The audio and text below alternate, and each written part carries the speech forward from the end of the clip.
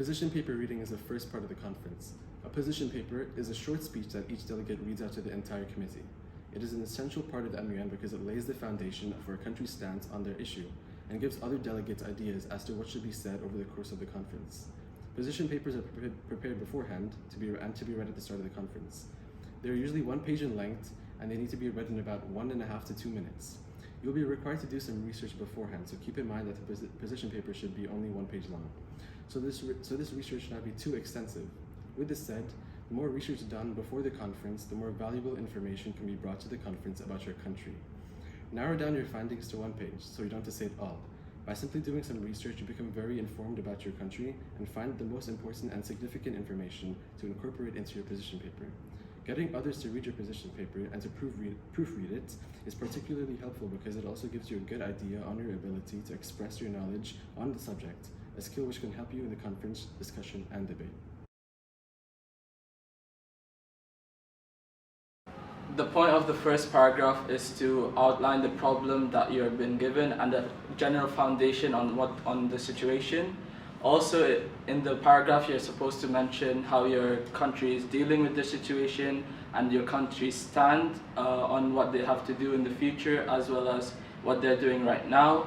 And to do this, you need to provide statistics and information with your general country leaders on how the country is solving the problem. In the second paragraph of the position paper, you must show your background knowledge on your country's stance and the history of the topic. This could include the causes of the problem, the threats or implications it has on the international community, previous actions taken to solve the problem along with their successes and failures, or problems that still exist that have yet not been addressed. This can be supported by quotes taken by important figures and world leaders. You can mention conventions and resolutions that your country has signed, and UN actions that may have supported or opposed it. This paragraph is an opportunity to show your depth of knowledge about the past and current situations regarding the topic. Your concluding paragraph is what will set your paper apart from the others. So after identifying your problems in paragraph 2, utilize this paragraph to list your solutions to all the problems you mentioned above. When coming up with solutions, you must be careful with the quality of your solutions, because this can determine the overall evaluation of your position paper. A few things you must put in are the specific proposals on how to solve the issues regarding your topic, how the individual proposals will be implemented, including the feasibility, what global impact will be solving the problem or putting these solutions in place, how your country is willing to help on a specific issue, what advice would your country give to other countries on how to approach the topic and what you want them to consider, how the position of other countries have impacted your country's position, and what your country would like to accomplish in the committee's resolution. Now let's put all of this information together to create an exemplar position paper. The phrase honorable chair and respectable delegates is the first formality which should be stated at the start of every position paper. Once you begin your position paper, as is outlined in green in the example displayed, statistics and factual information should be stated when outlining the issues to create a very strong basis and provide evidence for the following points which you are to make in your position paper. This can clearly be seen where it is highlighted. For example, the statistic of 80% of South Africans use public government healthcare and 20% use private healthcare has been used. After this, in the second paragraph, some points regarding the advantages and disadvantages of your country's stance should be stated, and this will give more of an unbiased account of your country's viewpoints and ideologies. The disadvantages should be limited to only 1 or 2 though, as to not give other delegates too many points to oppose you with. This is highlighted in blue to display how the country overcomes all of the issues and how it's doing more to help the wider and regional and global population.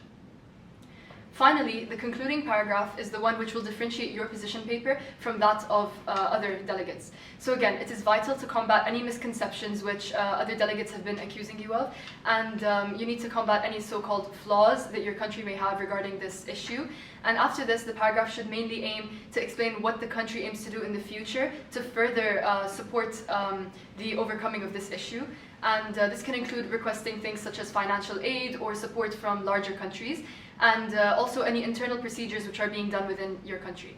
And also, a key quote can be used from an influential figure, such as the president or any ministers or any people with a position of power. And this can really differentiate your position paper from that of others. And this is highlighted in red in the example where it mentions the South African president's opinion on private versus public healthcare.